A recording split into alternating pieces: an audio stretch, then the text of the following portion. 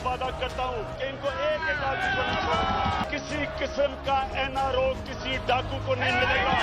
कोई एनआरओ की छूट नहीं दूंगा। जिस मर्जी बादशाह से सिफारिश करवा ले। मैं अपनी कौम के सामने वादा करता हूँ कि मैंने एक को नहीं छोड़ना। एनआरओ ये कभी 3 लाख ही नहीं कहूंगा। मेरी जान भी चली जाए ना, मैंने इन चोरों और डाकुओं को नहीं छोड़ना। जब तक हम इन लोगों का सही माने में एहतसाब नहीं करेंगे, इनको जेलों में नहीं डालेंगे। जो मर्जी हो जाए, हमने किसी को एनआरओ नहीं देना। जो मर्जी करना इकट्ठे हो जाओ, मैं आपको एक आदमी को नहीं छोड़ूंगा। दुनिया इधर उधर हो जाए, इमरान खान ने तुम्हें नहीं छोड़ना, तुम्हें जेलों में पहुंचाना है उसने। आज से ज़रदारी आपको भी जेल में रखेंगे।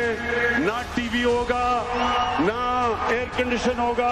तुम वापस आओ तो मैं देखता हूँ तुम्हें हम कैसे रखते हैं। नाज़रीन, जब शहर शहर हुकूमत को मुखालिफिन के खिलाफ बगावत के पर्चे काटने पड़े, जब पुलिस के सीनियर तरीन अफसरान को ऐसी FIR काटने, ऐसी गिरफ्तारियां करने पर मजबूर किया जाए, जिसके बाद हुकूमती रवैये से दिल बर्दाश्ता होकर इन पुलिस अफसरान को रुखसत पर जाना पड़े, जब आम शहरियों को तहफ्फुज देने वाले खुद को गैर महफूज समझने लगे, जब हुकूमत की तवज्जो मईशत के बजाय मुखालिफिन के खिलाफ मुकदमात बनाने पर हो, जब तमाम सरकारी इदारों को अवाम की मुश्किलात हल करने के बजाय सिर्फ अपोजिशन का रास्ता रोकने के लिए टास्क दे दिया जाए, तो समझ जाएं कि मेरे कप्तान गल वध गई है।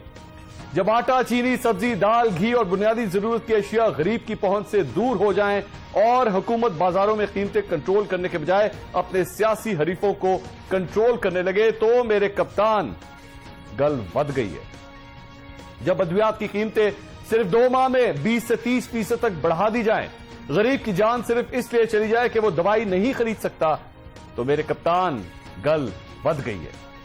जब सरकारी इदारों का 2 साल में यह हाल हो जाए कि महंगाई को कंट्रोल करने के लिए हुकूमत को टाइगर फोर्स का सहारा लेना पड़े, तो मेरे कप्तान गल वाकई वध गई है।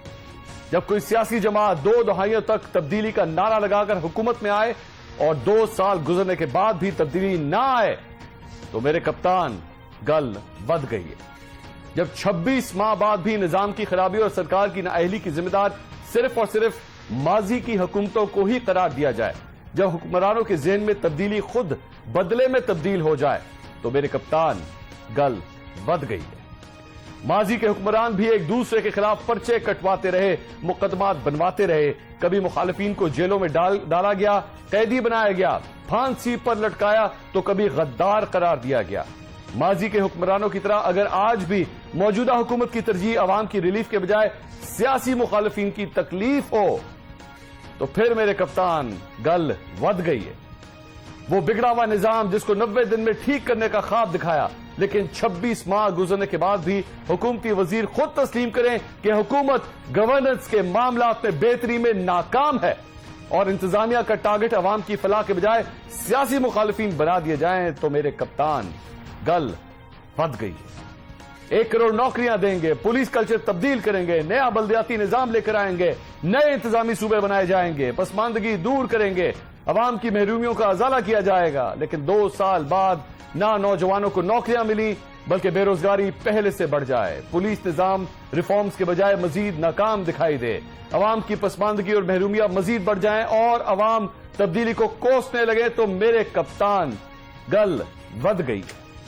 अगर हुक्मरानों ने सियासी मुखालिफिन के बजाय महंगाई के खिलाफ पर्चा ना काटा, अगर अपोजिशन का रास्ता रोकने के बजाय बाजारों में कीमतों को बढ़ने से ना रोका गया, अगर अपोजिशन के खिलाफ FIR काटने के बजाय बेरोजगारी के खिलाफ FIR ना काटी गई, अगर इख्तियार और इक़्तिदार को सियासी मुखालिफिन के खिलाफ इस्तेमाल करने का रिवायती रवैया ना बदला गया, और अगर हुकूमत ने इस बदतरीन सूरत हाल में अवाम को रिलीफ ना दिया, तो फिर कहीं ऐसा ना हो कि मुझे कहना पड़ जाए कि मेरे कप्तान गल उक गई है।